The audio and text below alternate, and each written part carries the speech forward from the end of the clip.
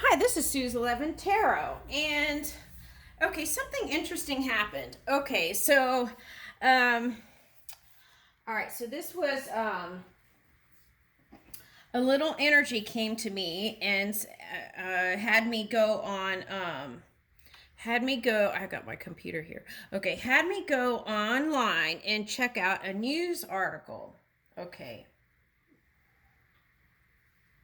and it was about, okay, the name was Lil Uzi Vert, a rapper. Okay, and he had a diamond. Okay, the claim was a multi-million dollar diamond that was pulled out of his forehead, or it was on his face. Okay, anyway. Okay, so I thought that was interesting, and I was like trying to, yeah, it's like where the third eye would be. And I was trying to figure out why would an energy come to me and have me go follow that track, right? Okay, so I asked the questions, and then this popped out. Okay, all right, so it goes back to this because, okay, this is what I believe. I believe that there is one energy within that supports all the physical things that we see. Okay, um, so you know, sometimes in the human there is a godly message. Okay, so in whatever that seems like dense energy or shadow energy, there is always a greater message there, a God message, or the infinite intelligence, or the loving energy. Okay, whatever you call it, source, or whatever you call it. Anyway, so Ketu, Ketu. Okay, so. Um, I'm just gonna put this here because I like that card. Okay. Now, I would show my hair, but face and all that, but I have like got to do my roots and cut my hair and all this stuff. So, okay, one day that's a goal. Okay. Anyway, back to the story. Um, okay, so this rapper, okay, um, was telling a story. And so that's why energy wanted me to go see about that article. And then so I asked questions, and then this came up. So I have my computer here, and the Ketu mythology. Okay. Here it says Ketu is a descending lunar node in Vedic or Hindu astrology. According to accounts in Hinduism, Ketu belongs to Jaimini Gotra, whereas Rahu is the oh lordy, okay, Paitinasa Gotra. Hence, two are entirely different entities with distinct characteristics, but nonetheless are two parts of a common body. Ketu is generally referred to as, okay, and then if you want to, you can. This is Wiki, just to say the source here. Okay, Ketu is generally referred to as shadow planet. It is believed to have tremendous impact on human lives and also the whole creation. In some special circumstance, it helps someone achieve the zenith of fame. Ketu is often depicted with a gem or a star on his head, signifying mystery light. So I felt like that was a message. Okay. As per Vedic astrology, Rahu and Ketu have an orbital cycle of 18 years and are always 180 degrees from each other orbitally. Okay. As well as in the birth charts. This coincidences with precessional orbit of moon, or the 18-year rotational cycle of the lunar ascending and descending nodes on the Earth's ecliptic plane. Ketu rules the Scorpio zodiac sign together with Mangala. And what was fascinating was I did this reading where Scorpio kept showing up. And I felt like this was it. And that's how I found the track. Okay. Woo! Ooh, so to some of you, it might sound like wah, wah, wah, wah, wah. Okay, so just if you want to go to Wikipedia, if you want to find more about it, is Ketu. Okay, so it says Rahu and Ketu denote the points of intersection of the paths of the sun and the moon as they move on celestial sphere and do not correspond to the physical planet. Therefore, Rahu and Ketu are respectively called the north and south lunar nodes. The fact that eclipses occur when the sun and the moon are at one of these points gives rise to the understanding of swallowing of the sun and moon by the snake. And I kept getting snake symbolism. Today in my day, I was on the listening to the radio, and it was iguana day, and the guy was playing, it was satellite radio, and he was playing all these different songs that had to do with iguana. But then he played a song. He said, well, this isn't actually an iguana, it's about a snake, and it played the song. And I can't remember what it is right at this point. But anyway, so then Ketu is responsible for causing the eclipse of the moon. Now, when the eclipse of the sun happened, wonderful thing happened to me with, I was able to find my little fox. Okay, when the sun and moon aligned. Okay, so I feel like that is the message. If you all had some kind of dense energy that you got into, look to the positive aspects, and that will lift you even higher, and stay out of that kind of judgment energy, right? Okay. The Hindu astrology, Ketu represents karmic collections, both good and bad, spiritually and supernatural influences. Ketu signifies the spiritual process of the refinement of materialization to the spirit, and is considered both good and okay. So the words they use, malefic and benefic. Okay, so that was good and bad. So that's duality, right? So okay, as it causes sorrow and loss, yet at the same time turns the individual to God.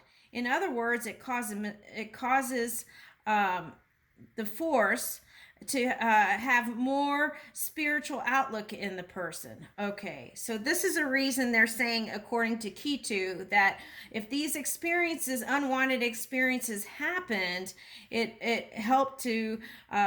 may have helped you to have a more spiritual outlook. Okay, so Ketu is Karaka, or indicator of intelligence, wisdom, non-attachment, fantasy, penetrating insight, okay, derangement, and psychic abilities. Ketu is believed to bring prosperity to the devotees of family, removes the effects of snakebite and illness arising out of poisons. He grants good health, wealth, and cattle to his devotees. Ketu is the lord of nakshatras, or lunar mansions. Okay, so lunar mansions to me is like the layers of heaven. Okay, so, okay, Ketu is considered responsible for moksha, sannyasa, self-realization, nanya, a wavering nature, restlessness, the endocrine system, and the slender physique. Interesting. The people who come under the influence of Ketu can achieve great heights, most of them spiritual. Okay, with that said, I want to say this. There is no power outside of you. It's all within. Okay, so, and to feel like there's some power greater than you outside is an idol. Okay, so it's like idol worship. So, what this to me means, the people who, I would not say come under the influence, I would say how I would write this is the people who align with Ketu, because as we align with all our aspects, we can achieve great heights, and most of them spiritual, or many of them spiritual. Okay, so that's how I would write that. The people who align with all the aspects can achieve great heights and many come into greater spirituality, is the way I would write that. Okay. Rahu, being a karmic planet, would show the necessity and urge to work on a specific area of life where there had been ignorance in the past life. Okay, so right, so past life could just be in this lifetime. Okay, so we can have many renewals, right, in this time-space reality. Okay, within one lifetime. Okay, so to balance the apparent dissatisfaction, one has to go to that extra mile to provide a satisfactory settlement in the present lifetime. So this, I think, is the suggestion. Find ways to be more satisfied. Okay, because by not being satisfied, it can cause these misses, right? Okay. Rahu can remove all negative qualities of every planet, while Ketu can emphasize every positive quality of the planet. So we can do this. We can just go within and do these things through prayer and all kinds of things. But we just have to do it, and we can call on these, these ancient people. But we can use our own energy within, right? Okay. Now, what is this with Taurus and Scorpio? Let me read that. Hold on. Exaltation and debilitation. This has been a debatable point in astrology, as BPHS Ketu is exalted as a sign of Scorpio and debilitated in Taurus. However, many astrologers have disputed this, and most modern astrologers now seem to agree that Ketu is exalted in Sagittarius and debilitated in Gemini.